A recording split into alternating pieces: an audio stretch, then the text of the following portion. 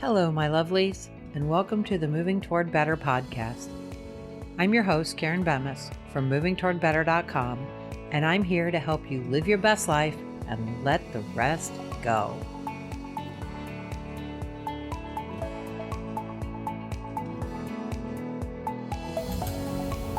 Hello, my lovelies. Today we're talking about one of the simplest, but not necessarily easiest ways to change your life. And that is through changing the way you speak. Now, this isn't about grammar. This is about the words that you use on a daily basis. And they can truly change how you see yourself and the world around you. And I think that is a very valuable skill to have. So let's start with you. What's the first thing that you say to yourself every morning? Is it the same thing? Like maybe, ugh, when the alarm goes off?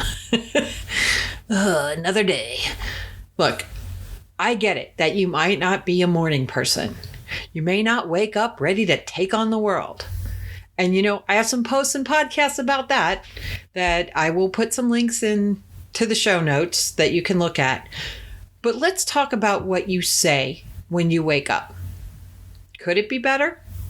I know a lot of people talk about gratitude, talking with God in the morning, and I actually do that. But that's not where I started. I started as a person who did not like mornings.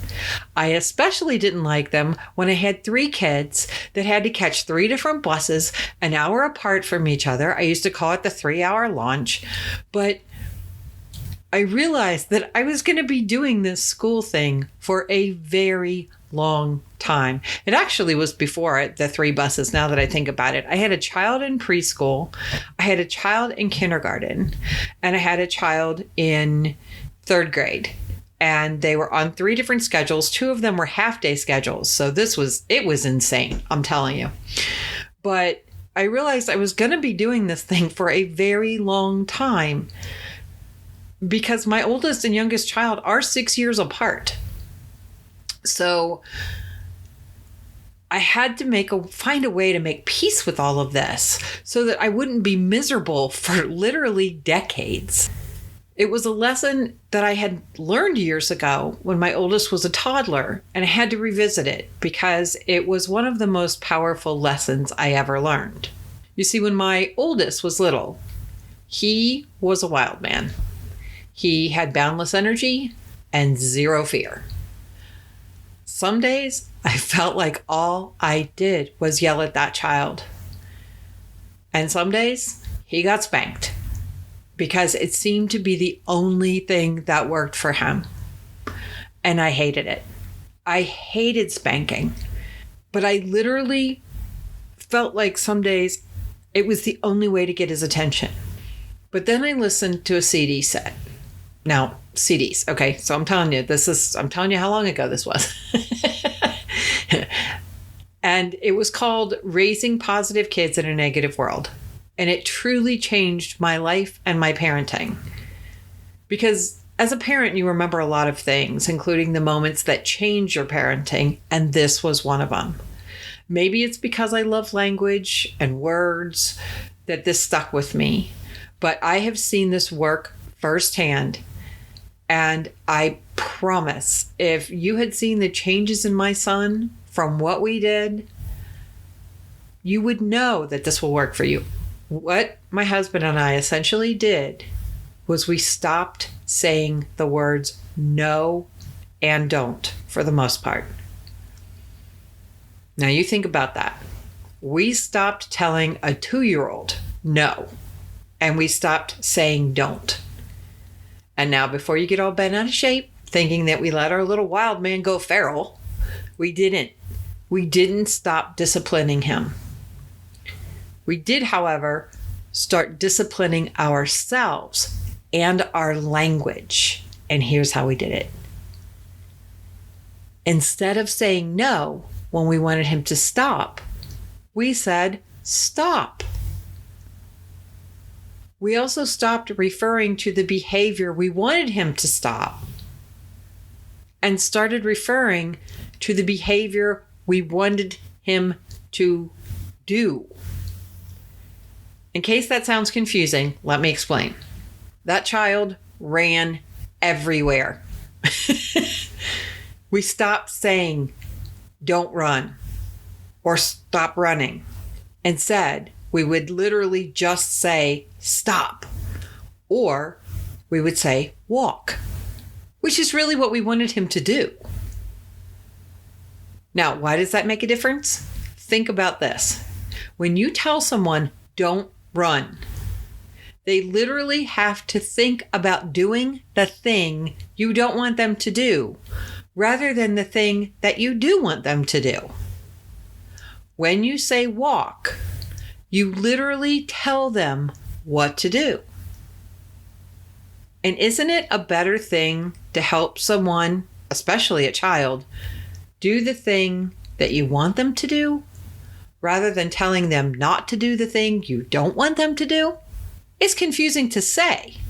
So imagine in a little 2-year-old brain how confusing that is to hear. I will tell you that this had amazing results. And my favorite part of it was that my son actually stopped saying no back to us. It was like magic. And if you listen to this podcast for long, you know that I like things that work really well, especially when it's kind of like magic and they make life easier. And this did exactly that. So what does this have to do with morning affirmations and changing your life? Well, I started using the same principles that I'm talking about when I was getting up at 5:45 a.m. to get a child or children up that weren't morning people. Add to that, for about 10 of those years, we are talking underslept teenagers with messy rooms. So I needed to do something that would keep me sane and keep me from yelling every morning. And I know some people would say that I was being ridiculous getting up with my kids every morning, but again, I've talked about this before. The Columbine shooting is one of those events that changed my life. It happened 5 months before my oldest child was entering kindergarten. And I vowed when that happened that my children would see my face every day that I could possibly do that. And that the last words they would hear from me every morning when they left the house would be, I love you. There's more to that story, but that's in other podcasts. Now, trust me, as teenage boys, I know them going through that was not their favorite moment of the day, but it fulfilled a promise I made to myself and my maker, and it kept me aware of how precious the years are that we have with our children. They go by in a flash, and I know if you're in the midst of all this, especially when I'm recording this, because several areas are still in self-quarantine or self-isolation or safe at home, whatever you want to call it, and you're like, one more day with my kids and I may lose my mind. I get it, folks. I truly, truly get it. But it is over before you know it. It feels like the blink of an eye. But when you're in the middle of it, my favorite saying about that is, the days are long and the years fly by. There is no truer statement about raising kids. Now, was every morning perfect? No. But keeping that in mind, all those things in mind, it kept me from verbalizing some pretty sarcastic thoughts. And I am a sarcastic person by nature, so this was really an exercise in discipline. How did I do that? I used the following phrases many, many times. Sometimes I said them out loud. Sometimes I just repeated them like a mantra in my head. Let's start with, this too shall pass. When they woke up cranky, when I woke up cranky, I kept my tongue by continuing to say, this too shall pass. This too shall pass. Because I'm a person of faith, when my kids were being stinkers, Forgive them, Father, for they know not what they do. Over and over, I would say that. I would say it again and again if I had to. You know, most of the time, teens don't mean to be mean. And even if they do, we need to be the grown-up. And that's so hard some days. You know you can put them in their place. But what good comes from that? What I did was model the behavior that I wanted them to grow up to have. I used to say that to myself a lot. I'm modeling the behavior I want them to grow up to have. I would also occasionally remind them, if they were being excessively teenager-ish, as I call it, that their father and I did not treat each other the way they were treating me, and I expected as much respect from them that their father gave me. And that worked most of the time. It honestly did, because my husband and I are very respectful to one another. And my children, who all have very different personalities, have grown up to be kind, respectful young men. 2 of them are living on their own with their significant others. And the greatest compliments my husband and I got was having the parents of their significant others tell us that they were happy to have our sons in their daughters' lives. To me, that's a huge compliment, and we are lucky to feel the same way about their daughters. Honestly, changing your words to change your life isn't about looking in the mirror and saying, "I love you" to yourself. Now, I have done that. Not like that. I didn't say it that way. But doing that exercise is a very powerful thing. But I get it that not everybody is going to want to do that. There are definitely people out there like, that is not going to happen in my world. I get it. But it wouldn't hurt to say, or let's say, would it hurt to say, let's make this a good day? Or if you're religious, with God, all things are possible. Honestly, it can just be as simple as looking at yourself in the mirror and saying, I can do this. I can do this. That's all you need. Whatever this happens to be. Right now, I have 2 affirmations that I repeat all the time. One is, I live my best life and let the rest go. If that sounds familiar, it's very similar to the tagline for this podcast. I'm also fond of the phrase, I live and behave like the woman I aspire to be.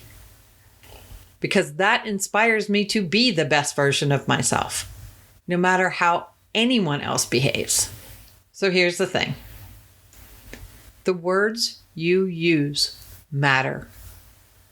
Whether it's talking to strangers, your loved ones, or yourself. Words have power, and they can land as hard as a punch when you use words like stupid, idiot, or worthless. They can empower when you use words like learning, growing, and worthy. The way I really understood this for the first time was when someone asked the question, what would you do if someone called your child stupid, or an idiot, or worthless? What if they called the person you love the most those things? If that's the case, I mean, I don't know about you, but I'm a mama bear, man. I'm a pretty laid back chick. You mess with my kids, you mess with my husband. To coin a phrase, I will cut you. I will come after you. I am a mama bear. You are one of those people. You are beloved by other people. Why would you want to teach your loved ones to call themselves the kind of things that you call yourself? You don't ever want to have them do that. But for most people, maybe you've got this down and you don't need this lesson, but I certainly did. And I needed to learn that the way I talk to myself could very well be the way that my children ended up talking to themselves. So I had to change things. I mean, that was a yikes moment. What if your kids talk to themselves the way you talk to yourself? Ugh. Right? So here's the thing. Are you willing to try the experiment of changing your words to change your life? I promise you, it's powerful. And although it's simple, it isn't easy. But experience has taught me that it works in ways you cannot even imagine. And finally, one more thought. I know there are personality types that find it easy to do this with others, but not with themselves. I also know that there's personality types that have no problem doing this for themselves, but struggle to be this way with others.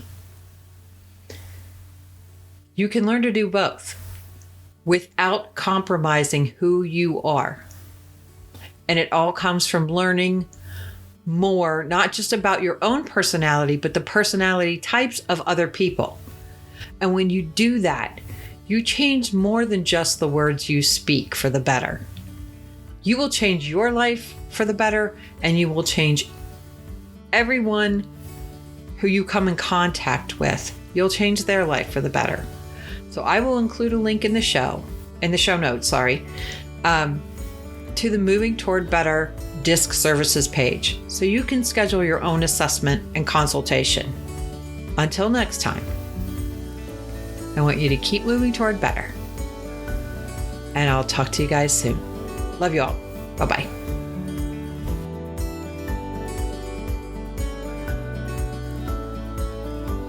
At movingtowardbetter.com, it's our mission to help you live your best life and let the rest go.